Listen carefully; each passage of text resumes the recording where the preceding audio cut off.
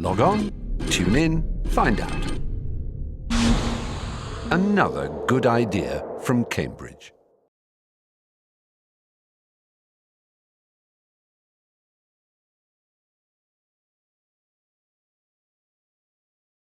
So it's a great pleasure and privilege to have a chance to talk to Barry Keverne, who I've known for some years in Kings. Barry, when and where were you born?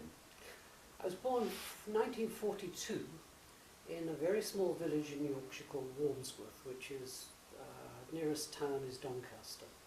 It was a tiny village, and it was right in the middle of the coal mining area.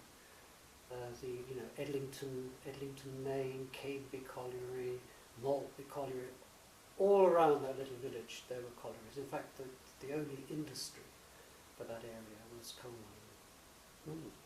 So were your parents coal miners? No, my mother wasn't, but my father was. I was the first male in my family not to go down the coal mines. Really?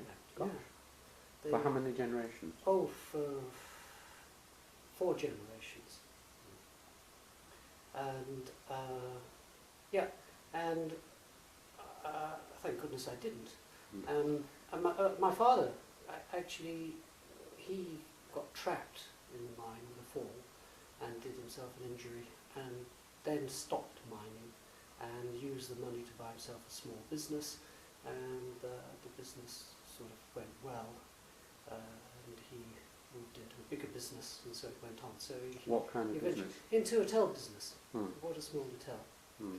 Well, he first of all started off with a golf club where he got his training, and then he went into getting a hotel. But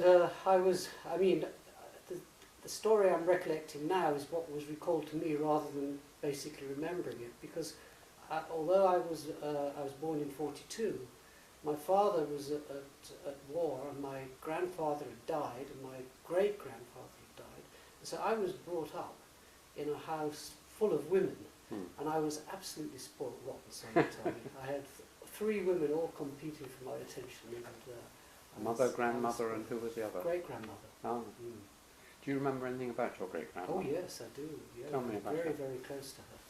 She was a really grand old matriline who everybody, even the sons, my uncles, were sort of listened to and didn't dare contradict or say anything that would upset her. But she was because I couldn't do anything wrong, she was extremely generous and helpful to me.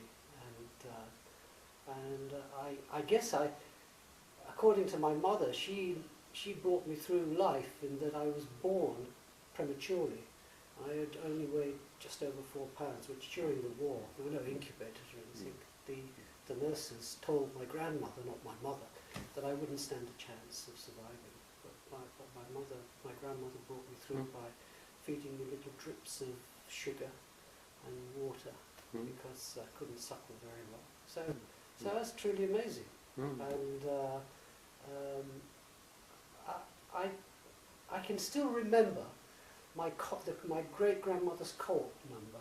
I can't remember her telephone number, but I remember that number because I used to go and do her groceries for her. Even after we'd left there and my parents got a house and we lived away, I used to go back there at weekends, and I always used to go and do a shopping for her and go to the court and buy things there. So I went to a junior school which had 2 classes for the whole junior school, so you're mixed with different years. And it was an old stone junior school with no lavatories, just a hole in the sort of in the field, as you were, at the bottom of the playground. And I also remember having to queue up every morning to get a spoonful of cod liver oil and a spoonful to follow it of orange juice. Strange tasting orange juice too. Yeah, but they were. I mean, I didn't have any sort of traumas in my childhood at all. Everything just seemed to go sailing along. I was forever happy. I can't think of any real unhappiness I had. It was a bit tough for me when my father came back from the war, because I'd been spoiled rotten, and he started being more of a sort of disciplinarian, so that took some getting used to. But apart from that, everything went fine. What sort of character were your parents as people? They were working class, very pleased to have made it into being independent. But that was by the time I went to university. I mean, up until that time, they were not independent, and so they did well out of it. Loving and encouraging Well, yes, they were loving, but it was not open.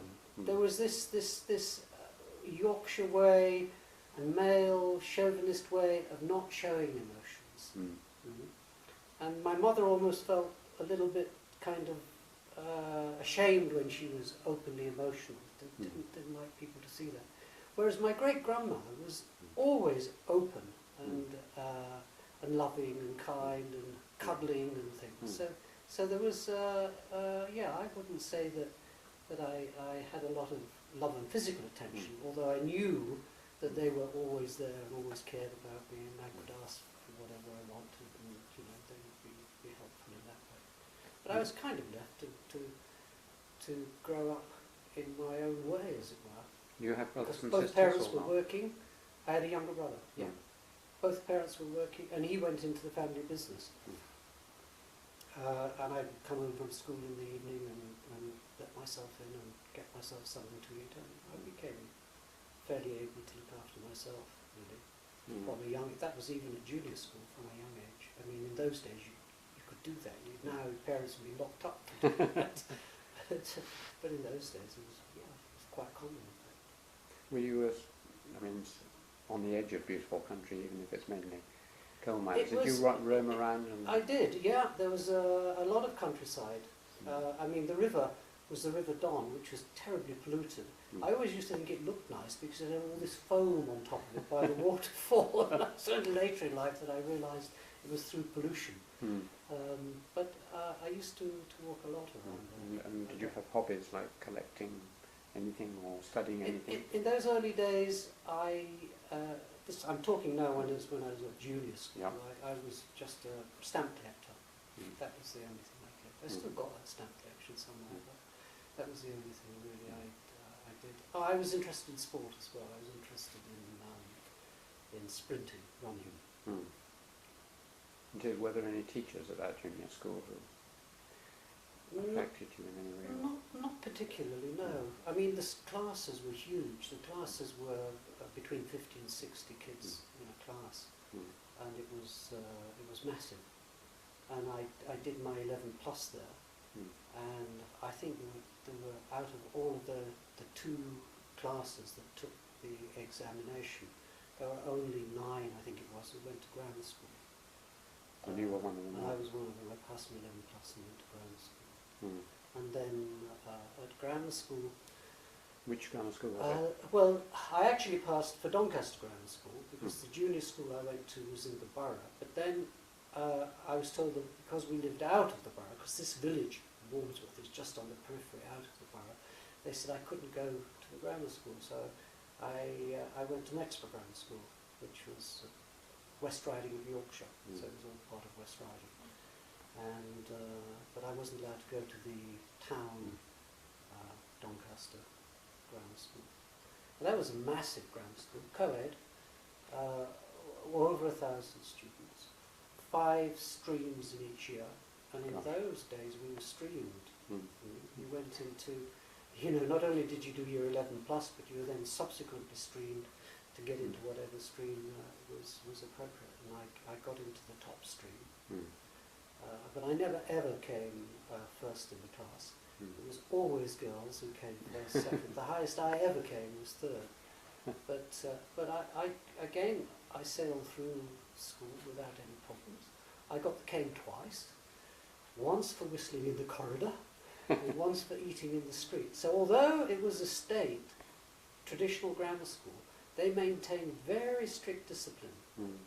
And I never thought anything of it, getting the cane. I mean, it was quite a good thing to have done in a way, because otherwise, you got brownie points with all of the other lads in the school. You got accepted as being normal, as it were. I mean, I didn't go out of the way to get it, but on the other hand, discipline was tight, without question or doubt. I mean, not usually caning, it was usually what they called detention. And I very seldom got detention because I was quite conscientious about my work. Were there any teachers there who Yes, you remember? yes, there were. There were teachers there that I liked very much. I can't remember the names now, but the biology teacher in particular I thought was wonderful. He really made things interesting and stimulating. And I guess chemistry was pretty dull, I have to say, and but we all had to do it, and physics.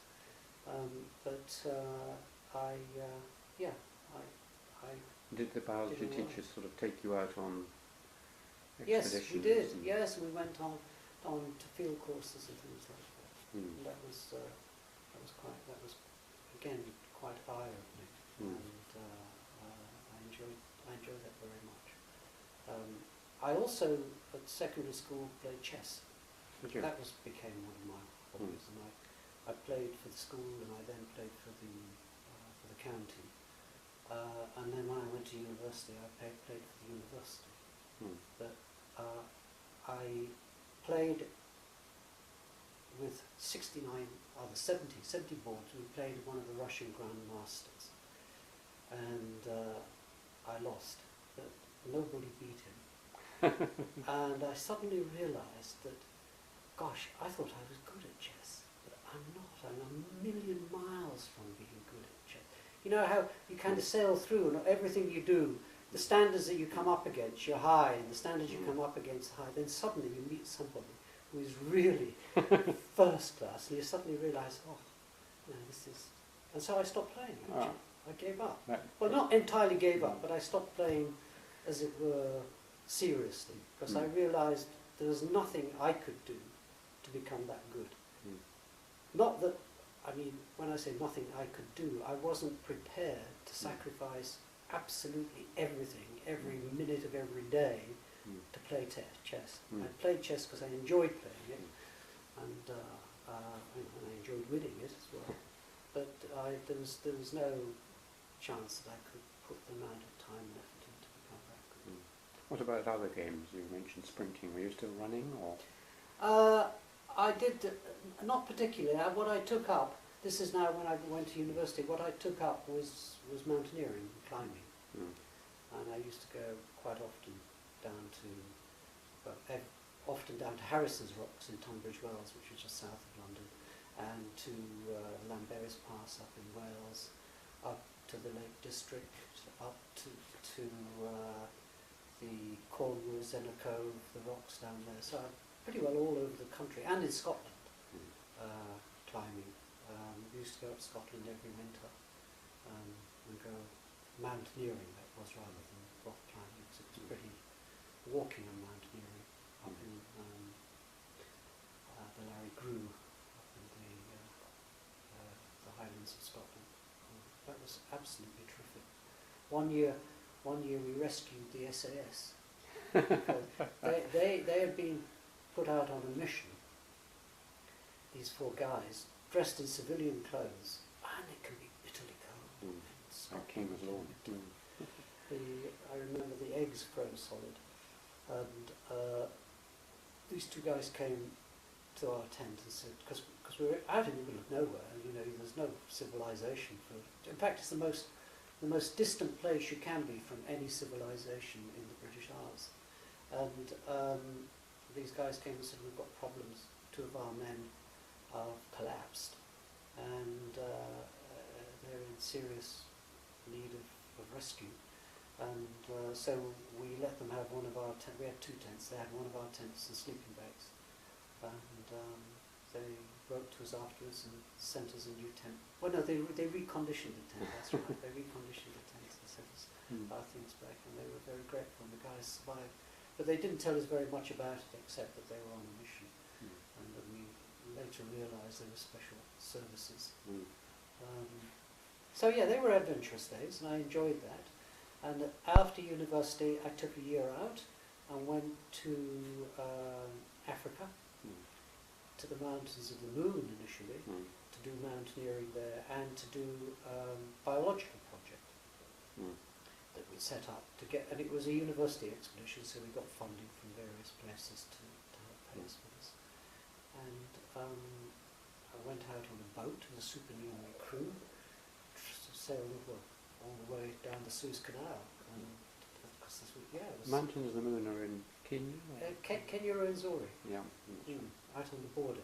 In fact, when we got there, we were told not to go up there because there was a war going on in the Congo, and there were a lot of guerrilla forces coming up into the Rwenzori's, and they said that they would probably shoot us just to get the food and any supplies we had with us, because they showed us some horrific pictures of people who had been massacred in the Rwenzori's by these. I'm trying to remember what they were called now. They were Congolese. I've forgotten the names. But anyway, they had sort of fled the war zones and were camping in the foothills of the Rwenzori's on the Congo side. And I beg your pardon, the Congo is, the Rwenzori's in Uganda, not Kenya. Uganda and the Congo up on that roof there. I mean, beautiful mountains. So we transferred our project to Mount Kenya because it has the same kind of what they call Afro-Alpine zone, like you get in the Rwenzori's, where you get the different, you get the rainforest, and then you get the bamboo zone, and then you get the Yabawaki forest, and then the grass tussocks, and then you're up on the snow line. And so we transferred to Mount Kenya and spent, I think it was 8 or 9 months up Mount Kenya. Ran out of food in the end, apart from peas. So we were just living off peas virtually for 2 weeks before the porters arrived the next time, because the porters came up periodically to bring our food supplies, but they were not very punctual. They came when they suited them to come, sort of thing. So we had a great time there. There were 4 of us there, and we've remained very close friends ever since. We bonded, and very much were in each other's hands in terms of survival, because we were living at 14,500 feet for 6 months, and we did some climbing because that's really what we were into, as well as doing the biology. And the biology was asking questions about the fauna, but also about the flora, because you get extremely high fluctuations in day-night temperature. I mean, going to as little, as low as -20, and going up into the 70s in the sun, because it's right on the equator now. And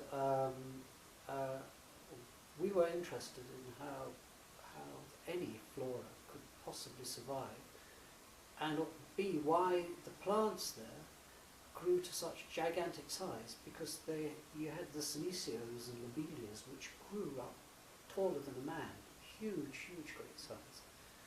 And what we found was that although we put themistors in the plants at different heights, this is the first time I've talked about this for 40 years, I'm just remembering it, recalling it now.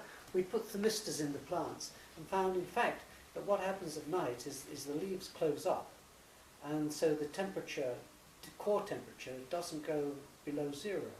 But what happens is it's a continual dying process, so that the plants get bigger because the leaves die and, as it were, coat the stems and allow it to survive.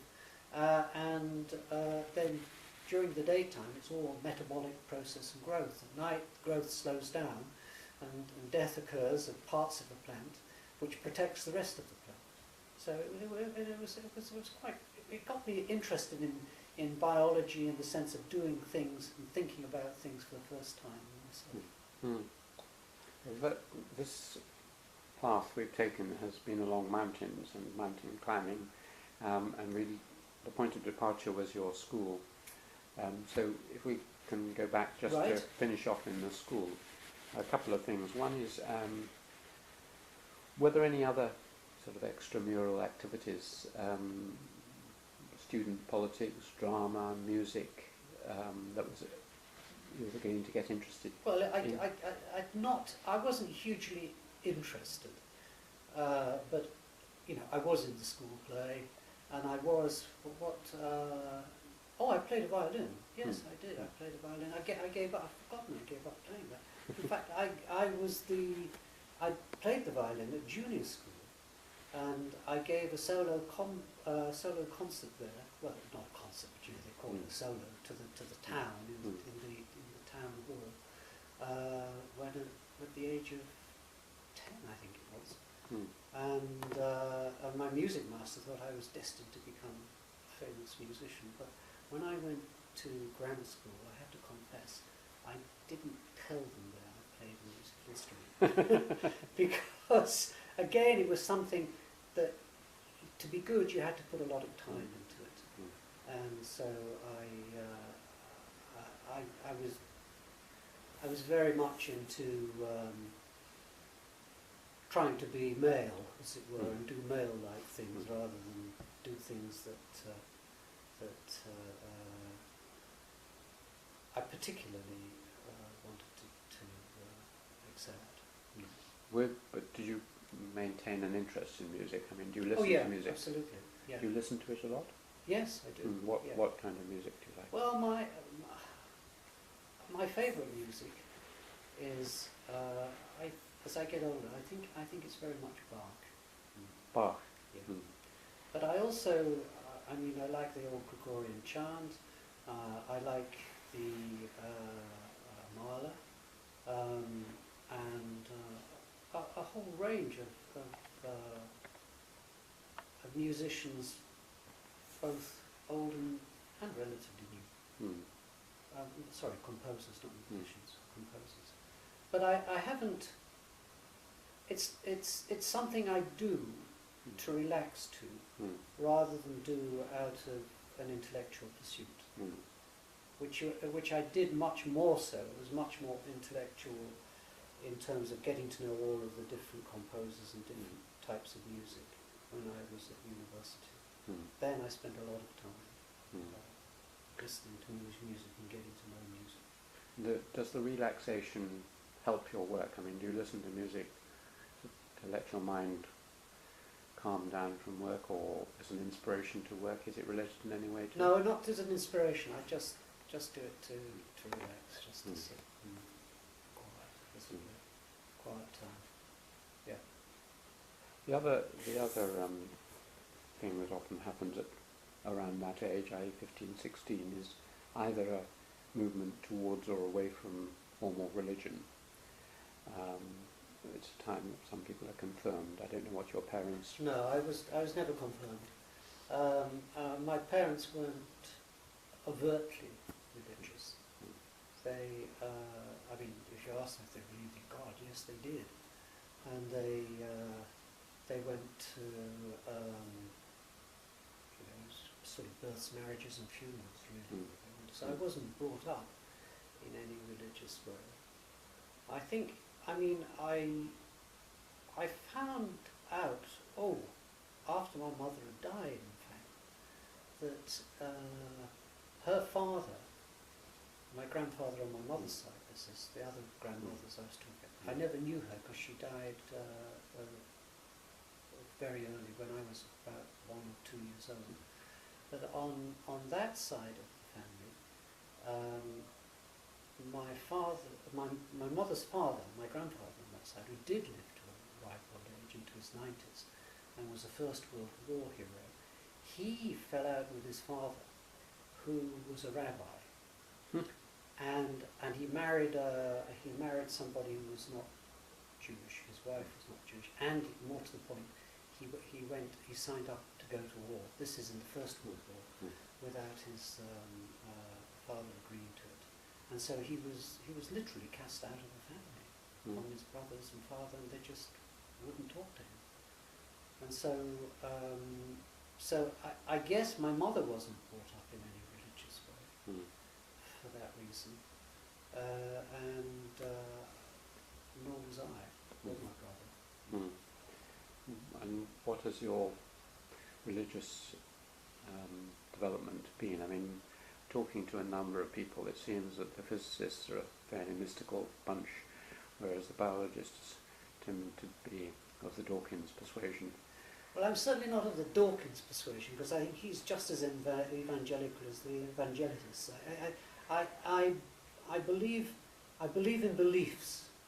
I believe that beliefs are enormously important. We all need them. They're crucially important. And I would be the last person to want to deny anyone something that they believed in that gave them a sense of comfort or well-being, that a sense of peace with themselves, if you like.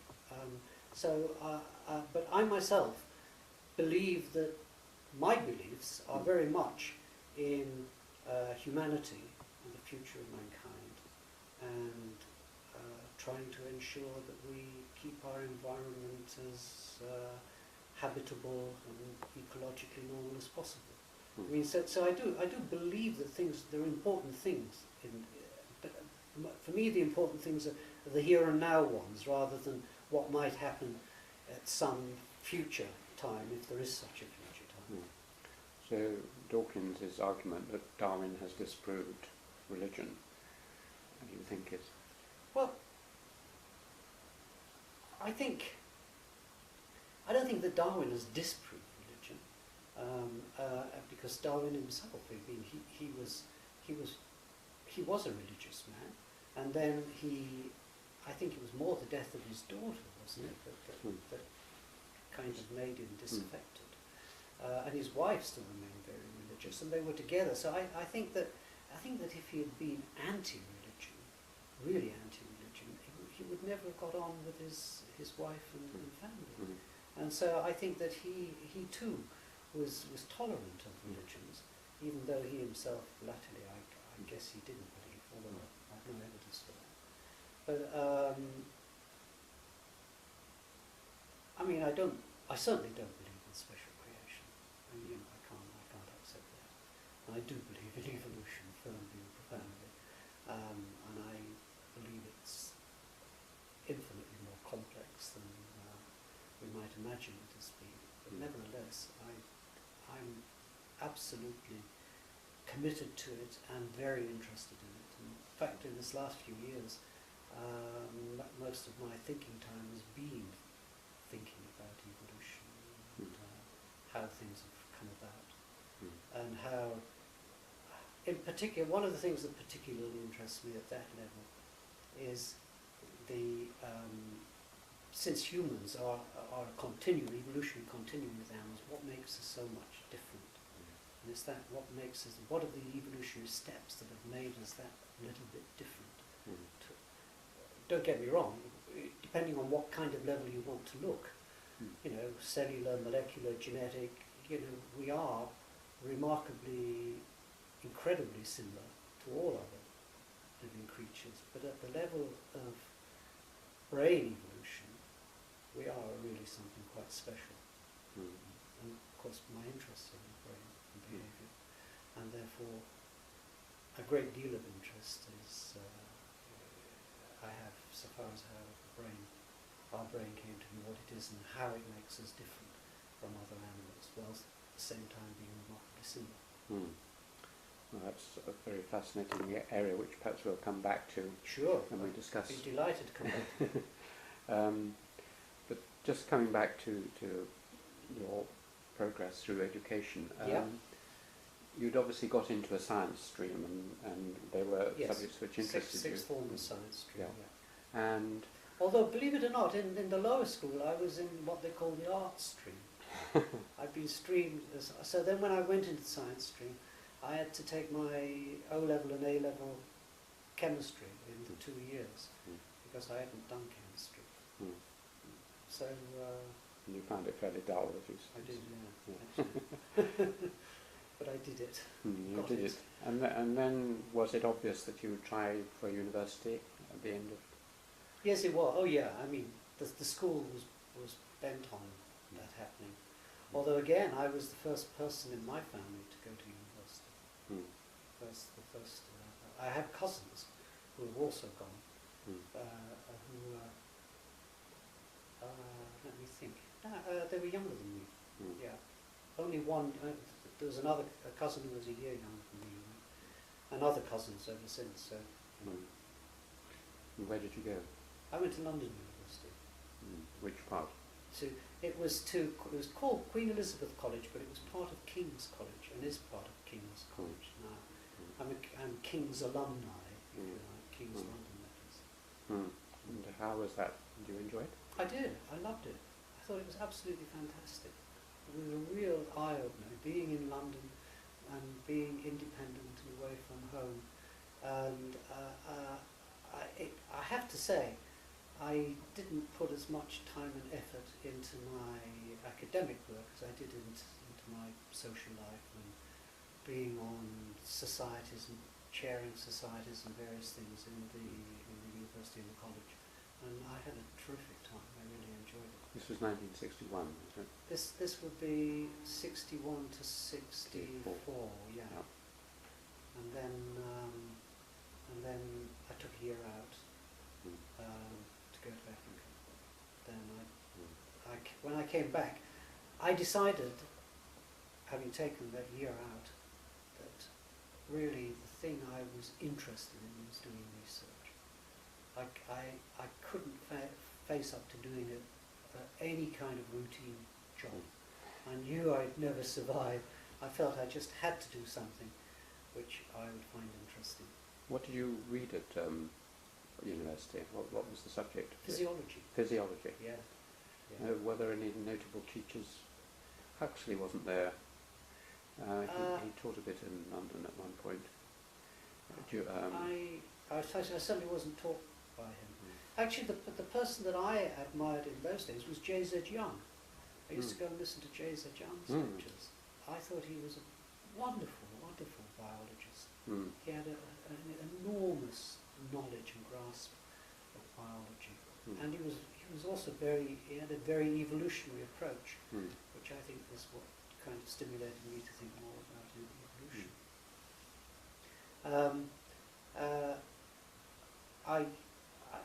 Because I was interested in brain and behaviour, I did my PhD at the Institute of Psychiatry. Did you? Tavistock, is that one? No, it's not. It's absolutely the opposite of Tavistock. Oh, Yeah. Tavistock is very much Freudian and analytical, whereas the Maudsley Institute of Psychiatry is very much biological. And I did my PhD there, and did very well out of it in a postdoc. What was the subject of the thesis? I was interested in the way in which hormones influence behaviour.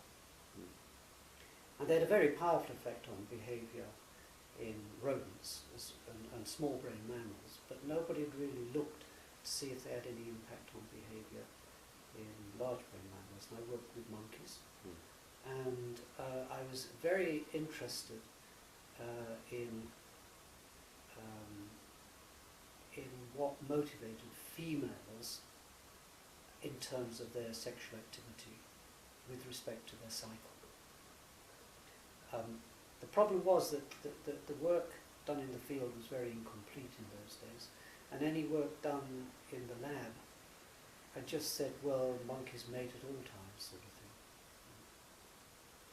But what I did is I set up a system whereby, because the male is so much bigger than the female, the male tended to dominate the relationship, and especially if you're looking at them in captivity. Even though it's a very large cage, nevertheless, the males are much bigger, and if they want to mate, they will go and mate. So I gave the female, I emancipated the female from the male's influence by having a partition across the cage with a door that moved if the female pressed the lever quite rigorously. She was on I got it up to a fixed ratio schedule of 500 to 1, so she had to press that lever 500 times to open the door. Gosh. And she would do that within 2 or 3 minutes, actually. Very, very fast. She would rattle away, and that would open the door. And the door was too small for the male to get through, so the female could go through. And then there was a lever on the other side she wanted to press, she could come out. And the outcome of that was actually the female pressed that lever to get with the male on every day of the cycle. All the females did. But what was interesting is sometimes, that, and the times when it was, they were more, the female was more interested in the male, was at mid-cycle, around the time, about the time she ovulated. So then she would press very hard for the male to get to the female. The other thing, sorry, she would press very hard for her to get to the male. The other thing that interested me was the male's interest in the female. And all of the evidence suggested that the things that interested males about females was the sex skin colour, the bright colours that they have on their backside as a sexual signal. But in fact, I found that had no impact whatsoever. You could artificially make that the bright colour because it's due to a vasodilation. And if you just put an estrogen cream on there, it will go bright red. And in low concentration, so it doesn't affect the brain at all. And the males were not interested in that. But what the males were interested in, their interest was in the smell of the female, olfaction. And the males were interested in the female's pheromones. So I did the converse of the female experiment. I gave the males an opportunity to press for access to the female. But what I used was females that were overrectomized and unreceptive to males, but I just changed their attractiveness by changing their odour. And males would press for the, in inverted commas, attractive females, the ones that smelled right. But that's kind of breaking things down at a mechanistic level of looking at the hormones and how they're impacting on the brain for behaviour, looking at the hormones and how they're impacting in the periphery on behaviour. And generally speaking, hormones are synchronising both things together throughout most of biology, really. I'll come on to that later if I get to talk about pregnancy. But what I realised after doing this, I then started to look at what happens when you do this in a social group. So if you now make a female attractive with pheromones, putting artificial, because we did the analysis, the chemical analysis, and pulled out the important ingredients and could make up these artificial odours and put them on females. But if we did it in a social group, it had no impact whatsoever. So it became clear that I mean, you could get it to have an impact, but it would not. I mean, males were interested in the dominant females, or any females at all if they were a dominant male. And so I then went to look at the way in which social hierarchy has an impact on behaviour.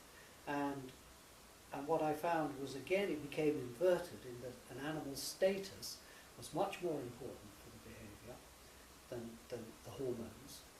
You know, you could castrate a male, say, and he would still continue to be interested in females for a long time, and he would still be high-ranking for a long time. The converse of that was if a male lost rank through social interactions, social reasons, sexual behaviour stopped immediately and never started up again. And also, it had a so status was correlated, rank was correlated with male hormone levels, with testosterone. But if if a male lost rank, the testosterone would go down. But a low-ranking male, you could give them testosterone up to their ears, and it had no impact on their behaviour. It didn't affect their rank, they didn't go up the hierarchy, it didn't affect their behaviour with the females. So suddenly, after spending 5 years working on how hormones have an impact on behaviour, I suddenly realised that you've got to get these things into context, that context being the situation, the social situation in which the animal normally lives.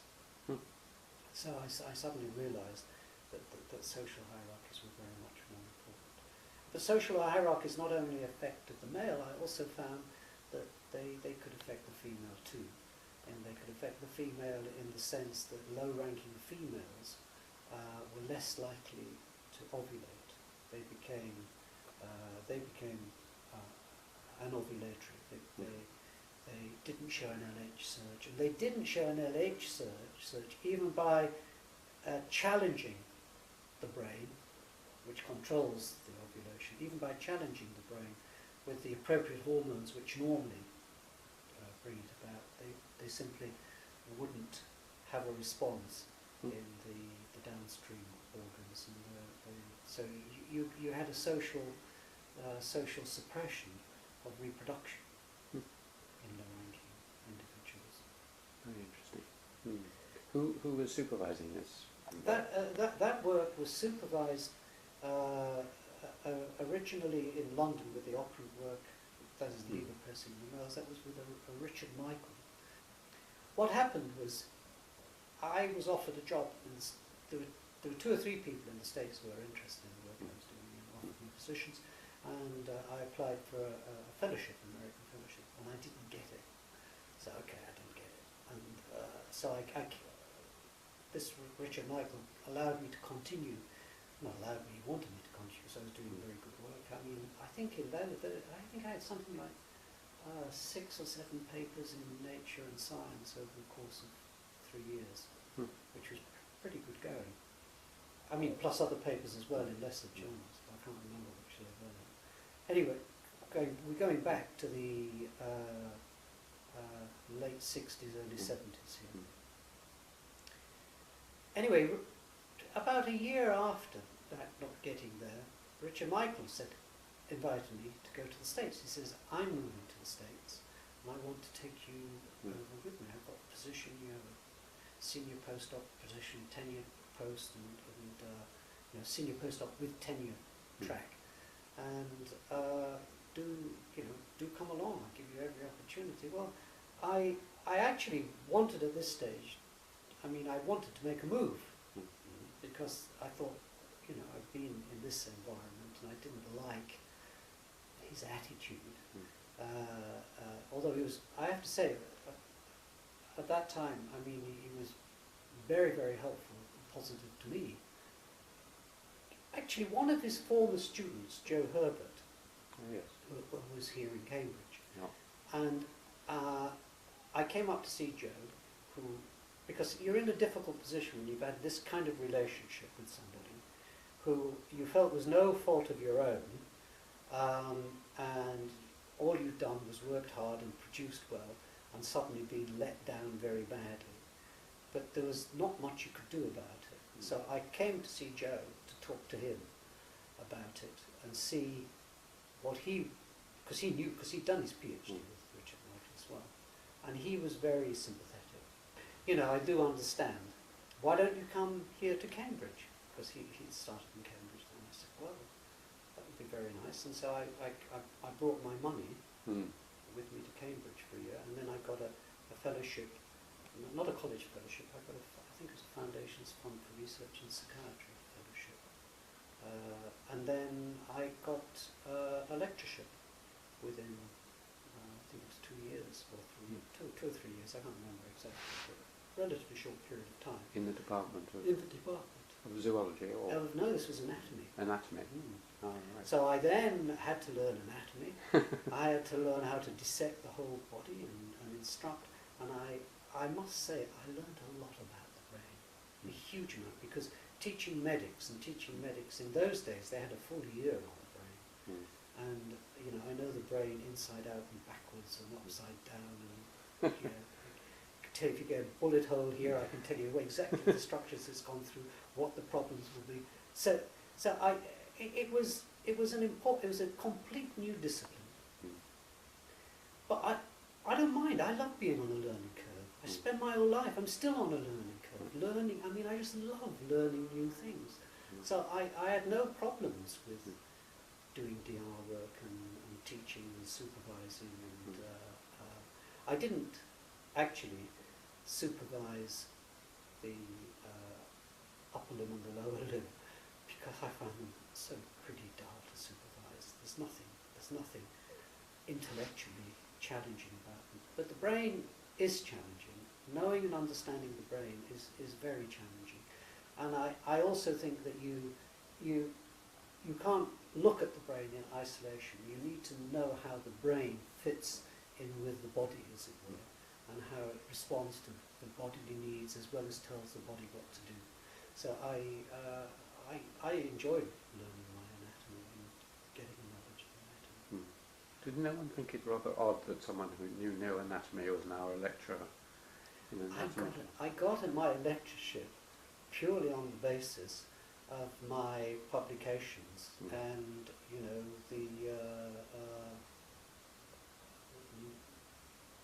how good I was, I guess, how good I looked on paper at any rate. But you're right, except the professor of anatomy was Richard Harrison, who was really a zoologist. Well, he was a medic, but he was really a zoologist, and he was interested in cetacea. He was interested in dolphins, and he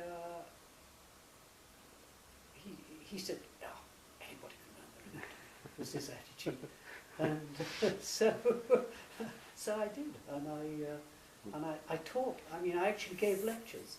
I gave lectures on the sympathetic nervous system. I gave lectures on the breast. I gave lectures on. I gave quite a lot of lectures on the brain, but I also gave lectures on topographical anatomy for most things. When did you come to Cambridge? What year was this about? I think it was 72. And also, Richard Harrison was very kind of benign. And, but the second in command was Max Bull, who was an absolutely dyed-in-the-wool anatomist. Max Bull. And he was at Queen's College, and he was a tough. And he said, if you're going to teach anatomy, you're going to have to get some teaching experience, and I've got an ideal set up for you to do that with my physiotherapist. He taught the physiotherapist from Bedford who used to come over once, I think it was once a week or twice a week, I don't remember, and they were taught the anatomy. So I kind of earned my apprenticeship teaching physiotherapists anatomy before I could progress up to teaching the medical students their anatomy.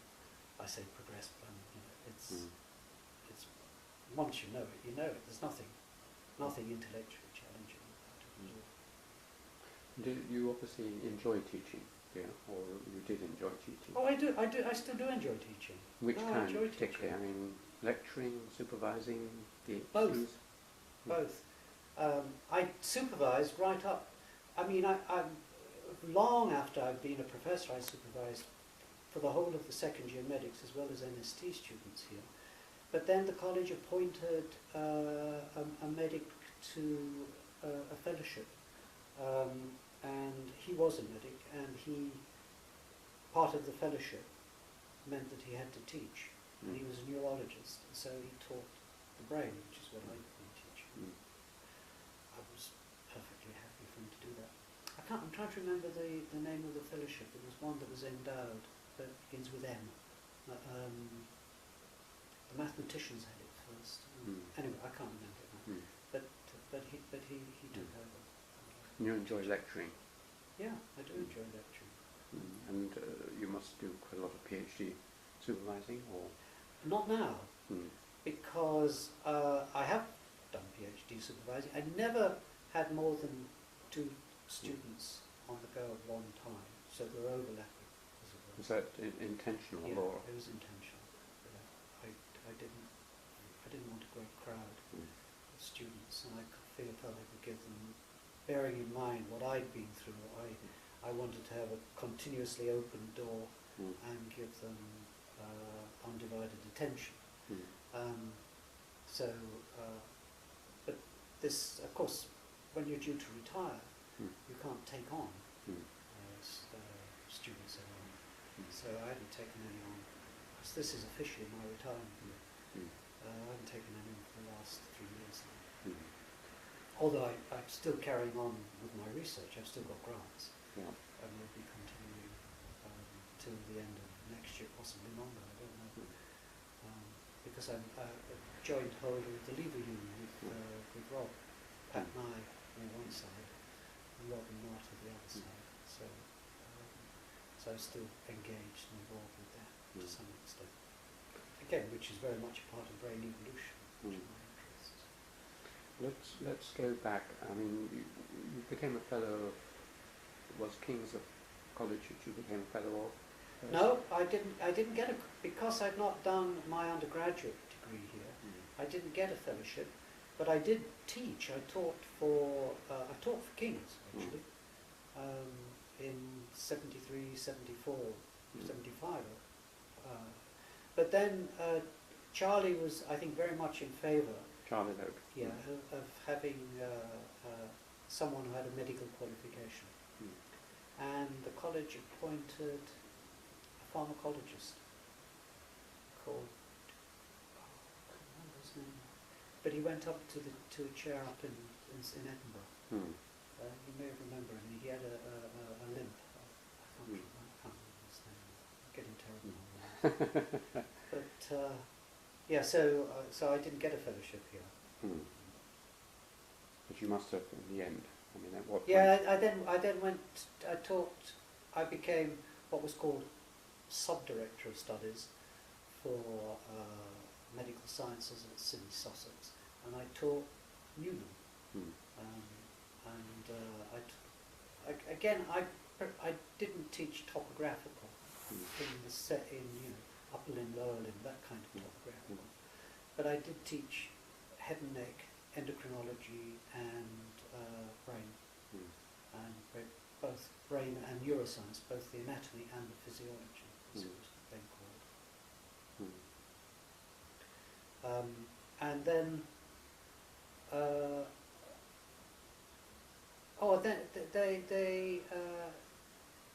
after the pharmacologist, they appointed what was his name from anatomy here, who also went to Edinburgh. Macfarlane. Do you remember Matt? He was appointed here as a college lecturer in anatomy. But Matt didn't stay very long. I think he was only here for 3 years, and he moved off to a chair of anatomy in Edinburgh. And then I think by this stage Charlie was a bit disenchanted with people who were not staying around very long, and he asked me if I was still interested. So I said yes, I was, and then I got appointed. So I think it was 1985 before I was appointed a fellow here at King's. When, I mean, in the university job, were there any people who you particularly worked with or were influenced by? I mean, there are a lot of famous people on the edges of your field in Cambridge. Oh, there are. Like, I mean, Joe was an absolute... Joe Herbert, who I moved to, was the antithesis of Richard Michael. He was completely informal. He was totally disorganised, but brilliant. Brilliant mind. And what Joe taught me to do was really to think about things and think about them hard. He used to use the expression, you have to think about it until it really hurts, and then you've got to think some more. he was good because he always acted as devil's advocate. So when we had all our lab meetings, and you had to be ready because you knew you were going to get it. And Joe didn't hold his punches at all. I mean, this was gloves off intellectually, but at a personal level, he was the warmest, kindest person you can imagine. But he was very rigorous, intellectually rigorous, still is. But yes, I learned a lot from him, and I've also learned a huge amount from Gabriel, as a matter of fact. Not that Gabriel is exactly my subject area, but Gabriel is Gabriel Horn. Gabriel Horn, yeah. Gabriel's what I call, he's got real leadership qualities. He's absolutely brilliant at motivating people and encouraging people and being very helpful when it's necessary to be helpful. But he kind of, when I moved to, I was asked to, if I would like to take over from Pat. Actually, Pat was Pat Bateson. Pat Bateson, yeah. Mm. Although having said that, going back, I did overlap with Gabriel for a few years in anatomy, because he was in anatomy when I was there. Mm. And I mean, he was very, very affable and friendly and come and talk. Mm. He was the only person in the whole department, apart from Joe, because all of the medics, and I was the first non-medic ever appointed. Mm. Myself and Martin Johnson both appointed at the same time, and all of the other medics kind of, well, I wouldn't say they sent us to Coventry, but they were not warm and welcoming, and they'd always have this, you know, you're not medically qualified type of attitude at the back of their minds, which, I mean, I'm prepared to say I knew my anatomy better than them, because at the end of it, because it's something you can know, once you know it, that's it. But you know, you can then, if you're a thinking person, you can elaborate on things and put things together in a different sort of way. But Gabriel wasn't like that at all. Gabriel was keen on anyone doing research, keen on things happening. And I was the first person to introduce radioactivity into the anatomy department, which caused all sorts of problems. And for doing radioimmunoassays, and Gabriel came and said, "Hey, how would you do that? What do you know?" And he was really, really interested in what was going on. Probably can't remember that now, but I remember it very well, because he was very positive and very. He made me feel important, you know. And nobody else in the department, apart from Joe, who was lovely, nobody else in the department ever spoke to me. Of course, Harrison had been very welcoming. Nevertheless, I mean, you know, he was busy doing his own things. He was head of department, and he was also. He was nice whenever you saw him and helpful, but he kind of was a bit detached from the department. He had his own things going at the zoo and things going at the Royal Society and what have you.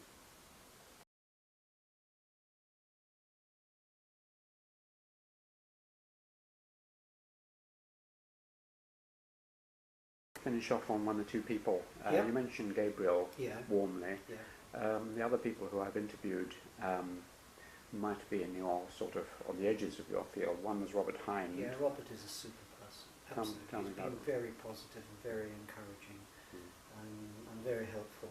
Again, my research overlapped a little bit with Robert's, because he was interested in mother-infant relationship and family relationships.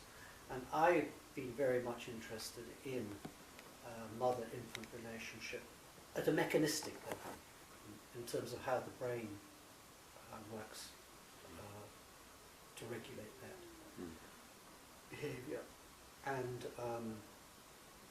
the importance of hormones, again, in maternalism and maternal behaviour. And now I'm talking about animals here, because what is interesting about all mammals is that you actually have two generations developing in one individual. You have the infant and the placenta, which is also fetal, that actually communicates with mother to extract resources, but also to tell the mother's brain what to do. So the fetal placenta, this is fetal genome, tells the maternal genome that it's important that she takes on more food, even though she's not at that moment in those weeks in time in need of it. She doesn't need the calories because the fetus is too small, but she will need it for the last trimester of pregnancy, when she can't eat enough to feed the fetus, and also for postpartum suckling. And it also talks to the brain, the placenta, to inform or prime the brain ready for maternal care, and prime the mammary gland ready for milk letdown. So there's this interaction going on in utero, which ensures that good mothering follows. Now, what is interesting about human behaviour is that humans don't have to go, women don't have to go through pregnancy and parturition to be perfectly good mothers. Now, I'm not saying it doesn't have it doesn't help it in ways. I'm not saying it has no impact, but it's not necessary. Whereas in all other mammals, it's deterministic. all other mammals except for large brain mammals, like primates, for example, where mothering is very much a learnt occupation. You see that monkeys, mothers will allow their older daughters and their sisters to handle their offspring, and particularly their daughters. And if the daughters get it wrong, she'll go and cuff them around the ear and take the baby back. So there's a learning process going on, and I think that learning process is crucially important in terms of maternal care, and perhaps the most important component of maternal care in large brain mammals. And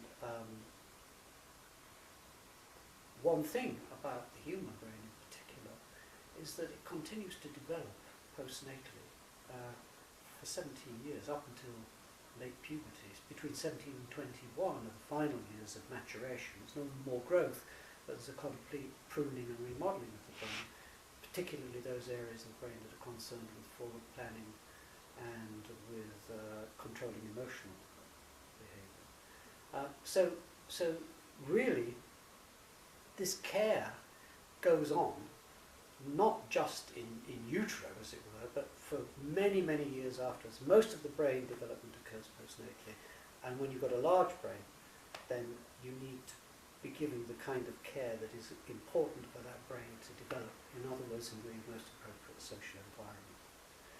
And the other thing that interested me about maternal care is the mechanisms, the neural and the endocrine mechanism, in particular, the way the hormones act on the brain to prime neuropeptides, in particular oxytocin, for maternal care. And what is interesting about what is mechanistically acting within relatively small brain mammals in a deterministic way for maternal care is also the same mechanism that is acting in humans and monkeys in terms of their social interactions. So that was the next thing I got on to working. First of all, working on maternal mother-infant interactions in a relatively small brain mammal like the sheep, for example, where you get the mother bonding with her lamb, and there's that important bonding going on, and the mechanism of that. And then secondly, how living socially and having a large brain, and most of it developing postnatally, what changes have had to occur in brain evolution in order to encompass that? What were the changes that allowed that to happen? And so I spent quite a lot of time doing that, and it's interesting that the basic mechanism, so if you look in sheep, for example, the mechanisms are very much, and in all small brain mammals, very much driven by olfaction again. Olfactory cues are the most important recognition cues between mother and infant. But when you get to the high primates and indeed humans, olfaction plays very much less of a role. But what is important is what I call the brain's reward mechanism, how the brain's reward mechanism fits in. It's the same in both. It's the same basic structure in terms of the hypothalamic mechanisms and the oxytocins and the receptors and the brain's reward mechanism. But what's happened as the brain's got bigger is that reward system now responds to a lot of input from other parts of the brain.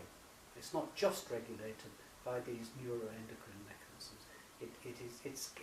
The brain has got larger to such an extent that it's becoming self-regulatory, and it regulates itself, although in regulating itself it has to go through a very, very, very long learning process, social learning process, to be adequate to be able to do behaviours.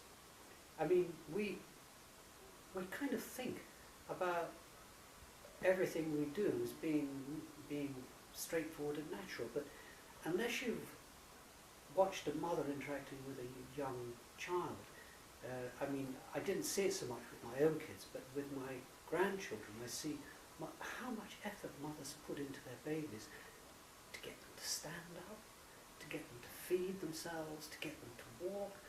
The amount of positive reinforcement, encouragement, I mean, it's just obsessional, but it works. And you find that kids that have been brought up in away from home,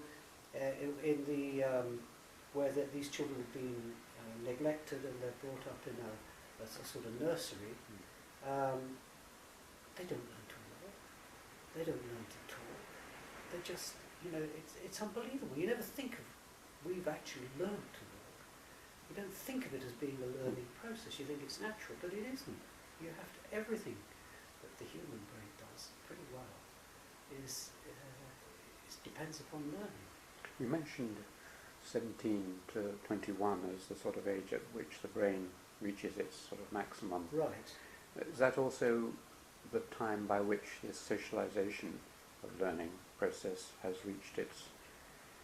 Reach the age of reason, Mm. I think. Mm. I think post-puberty is the age of reason, where you're less driven by your emotions, or the emotions are there, but now, instead of the emotions controlling you, your brain has that possibility to regulate the emotions. And this is achieved hopefully by 17, 18, that sort of... It starts around about 17 or 8. It's the prefrontal cortex which is maturing, which of course is a bit of a worry in modern day kids who are now coming into puberty at junior school. So they're coming into reproductive maturity long before they're coming into emotional and rational maturity. Because emotional rational maturity still is at, what, 17, 18? Well, the brain, yeah, that's exactly... I mean, now they've got much more insights into that with the MRI scans, and they can see what is happening. And essentially what it is a pruning and rewiring. It's not growth in the sense of new neurons forming. It's growth, in fact, neurons are dying, and the biggest increase is in the white matter, which is innervating those neurons. But I think what interests me is that biology is very conservative in that it's taken this mother-infant interaction, which is deterministic, but that, and mother-infant bonding, but that is the same mechanism which is expanded into social bonding. It's the same neural mechanisms that are being called into play in terms of social bonding and social cohesion. And it's also the same mechanism, incidentally, which is usurped by addiction. So any kind of addiction, be it alcohol, be it smoking, be it drugs of abuse, cocaine, heroin. And what is really sad about those drugs is they also destroy the maternalism. So heroin addicted mothers, usually within within a year of birth, something like half of them are taken into care, and by the time they reach school age, it's 90%. When I say taken into care, it's not always into state care, but by a relative, by grandmother or mother. So the next thing that I became interested in research-wise was trying to figure out how things are put together at a molecular genetic level. And of course that is an enormous task, because there are so many genes that you could pick on. How do you pick on them? How do you know which ones to go for? What is the important thing? Well, I was lucky in a way, because I knew Azim Sarani, and he had just discovered genomic imprinting. Well, he discovered it, but nobody believed him.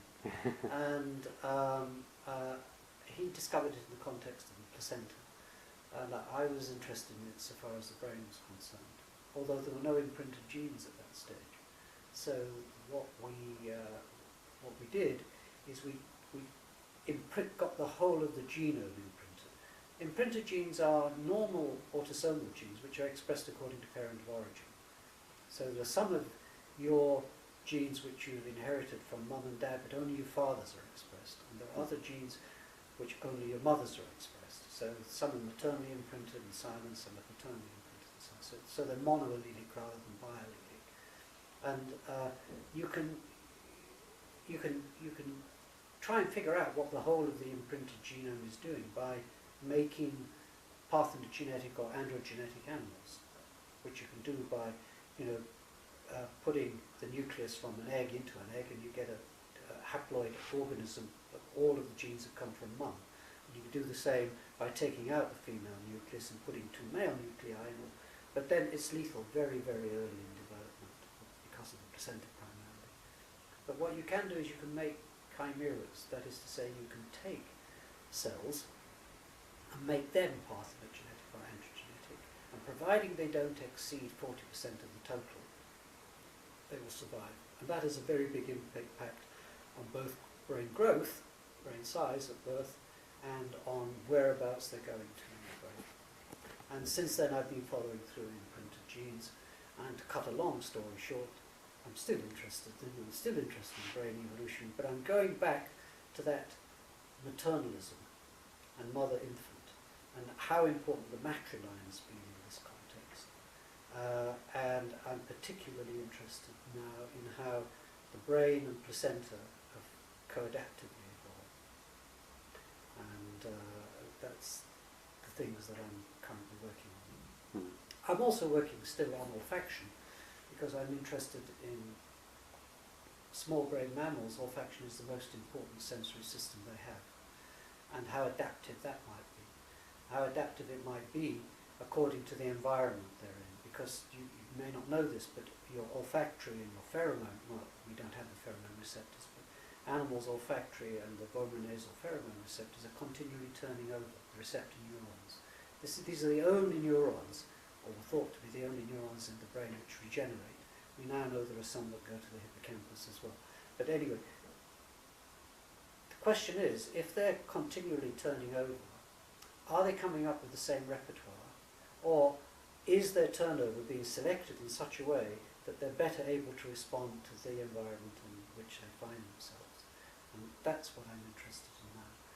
So both of these things are interesting not so much from a genetic point of view, but from an epigenetic point of view. In other words, genes which are regulated and expressed as a result of environmental influences and are environmentally modifiable, and it's that epigenetic process that makes them environment. So evolution, as it were, is in part dependent on environmental selective things, but it may not be just a passive selection, it may be much more active than we previously thought. Fascinating. So many things that arise out of that. I mean, just on a lot of your description at the end reminded me of your early interest in chess. I mean, the complexity of solving these problems is like playing multi-dimensional chess against a very good opponent. But the difference with science is the only opponent is yourself, because it's an intellectual challenge, and you're challenging yourself to try and get an answer, and you don't always come up with the right answer. I think let's be perfectly honest, but you are continuously challenging yourself. And so if you try and think about genes and behavior, well, first of all, genes don't code for behavior. Genes code for the coding of the brain. How do you know what part of that brain development is crucially important? How do you know which of the genes are the ones to try and get a handle on this very, very, very big program that's going on? And so they have been really the challenging questions. How to, as it were, be able to narrow things down without losing track of the big picture. And I think that's what's really interested me, and what got me interested in this special aspect of mammalian gene regulation called genomic imprinting. So relatively few imprinted genes. Have you, in trying to solve these problems, have you found any techniques which encourage you to, or help you to find answers? I mean, I'm thinking of very crude things, but some of the people I've talked to have, like Pat and Gabriel and so on, and said that walking together, conversations with their colleagues, or particular stimulants to making larger leaps or paradigm shifts. I think certainly discussing things with colleagues. So if I go back to the early work, discussing things with Joe in particular, if I go to the more recent work, discussing things with Azim, and with my interest in the placenta, discussing things with Charlie. These, because Charlie is not interested, doesn't know about the brain, Azim doesn't know about the brain, but, you know, they have in-depth knowledge, which I have had to generate in myself, and the easiest way to generate knowledge about a completely new area is to talk to somebody who's interested in it. Because then you get, especially if it's a fellow scientist, because then you get the social enthusiasm, you know, the contact, the enthusiasm, and the sowing of seeds that make you want to know more about this.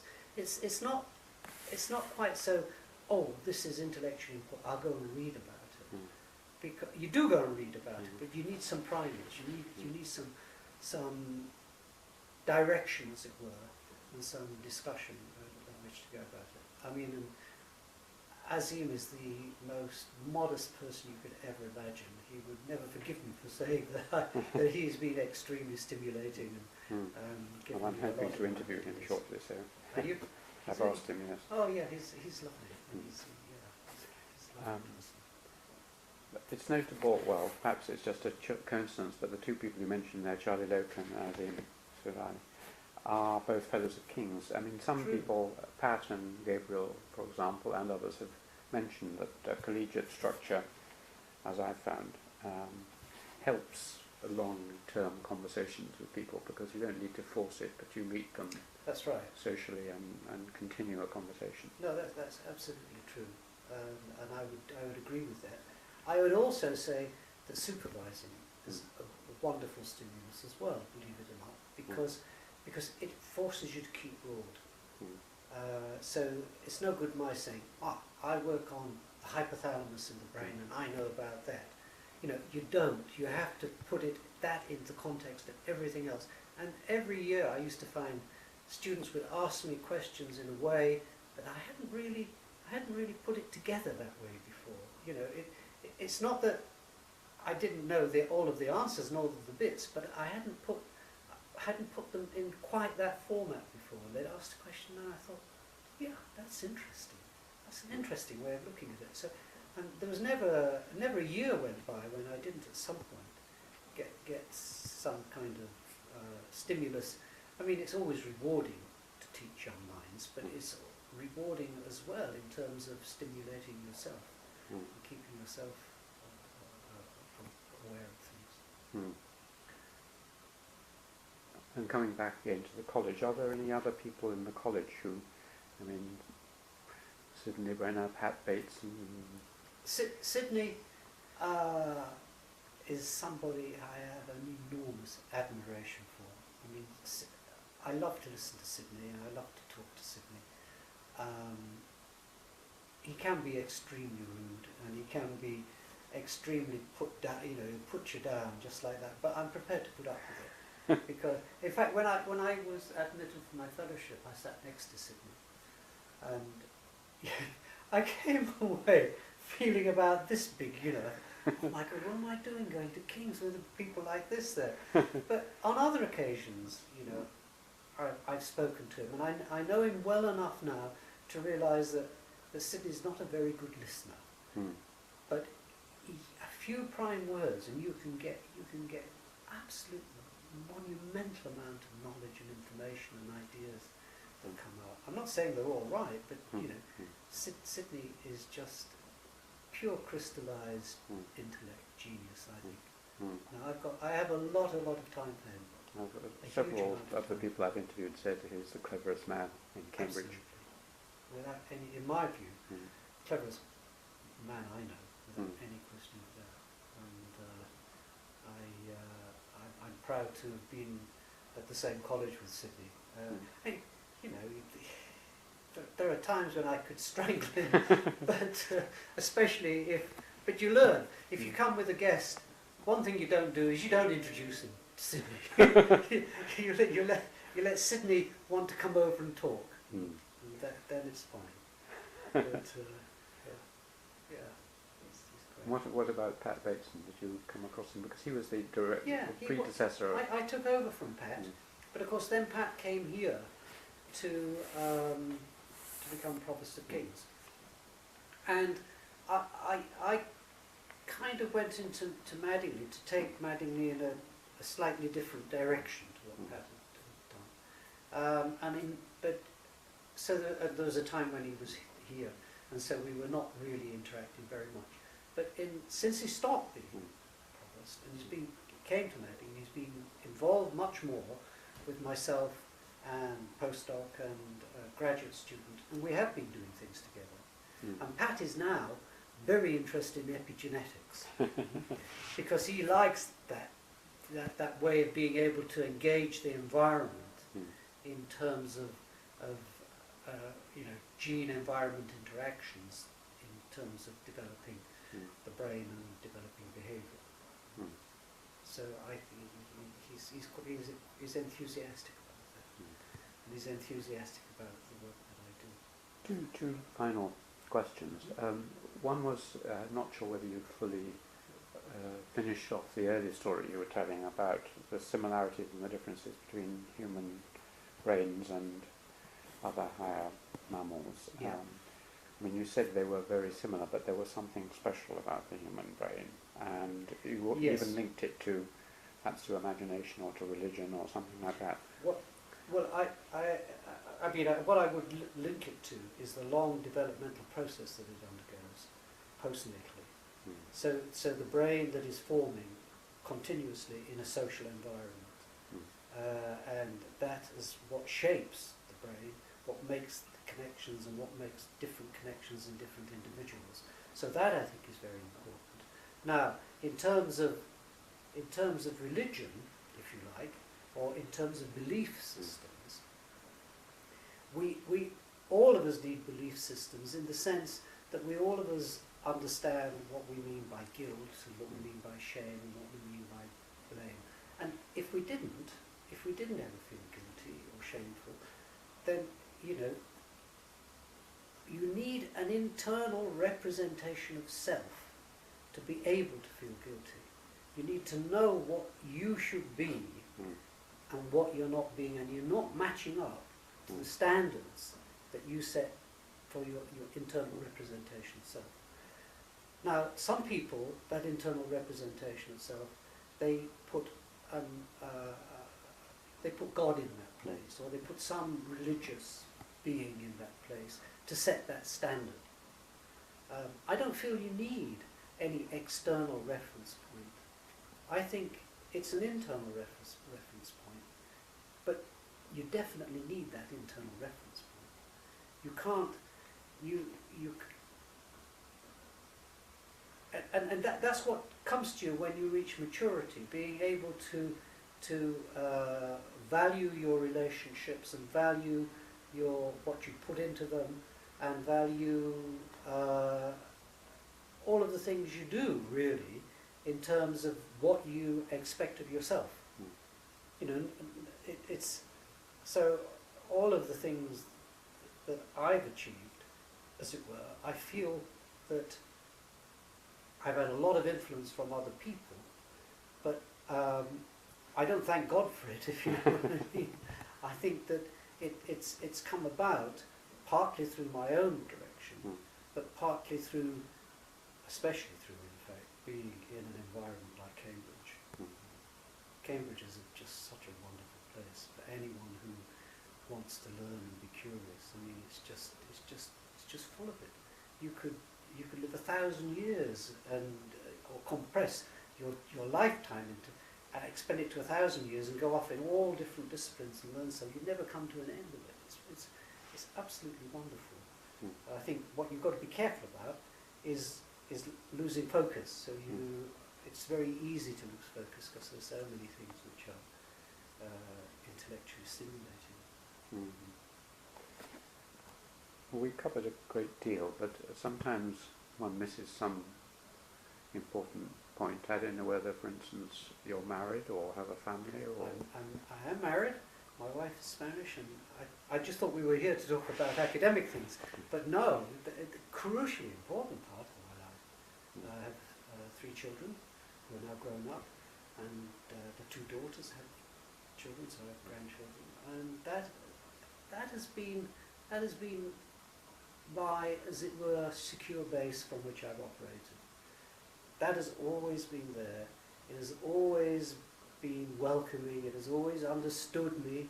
It has always allowed me to do the things that might not necessarily generate a lot of income and what have you. But it has been, well, I don't think I could have done anything without it. We all need a secure base from which to operate, and my home is my security. And I don't force my family to engage with what I do academically. I mean, if they're interested, then great. But I don't. It's not that I keep it separate, but it's just that it's a different story. It's a different part of my life, but an equally important part. I'm presumably watching the interaction, mother, as you said, with grandchildren particularly. I didn't notice it with my own children so much, I have to say, and yet I watch behaviour. But you're too involved, you're too emotional, you're too close. You can't stand back and look at it and see it in the same way that you do with your grandchildren. Then it becomes very clear and very obvious that gosh, all that time and effort and praise and cuddling and warmth, just to get them to stand up. It is. It's just. It's amazing. And then when Dad comes home, look, watch this, and it goes over again, and kisses and huddles and warmth, and the child thinks, what have I done? With big smiles all round. So, yeah, I think that's great. Is there anything else that you would like to have me to ask you or talk about? I think so. I mean, do you talk about honours and awards and yes, things tell me. like that? I was made a Fellow of the Royal Society in 97. 87. 97. Yeah. I'm a fellow, an honorary foreign fellow of the American Academy of Arts and Sciences in, I think it was 2 years after. A fellow of the Academy of Medical Sciences. Is it the Academy of Medical Sciences or Academy of Medical Sciences? The British, I can never remember these things. And I was awarded the Wiersma Professorship at Caltech University. And Caltech. Caltech. Caltech. California. California, yeah. And I can't think of the others. There are a number of awards and honorary lectures and goodness knows what else, but they'll be on your website. But they're standard.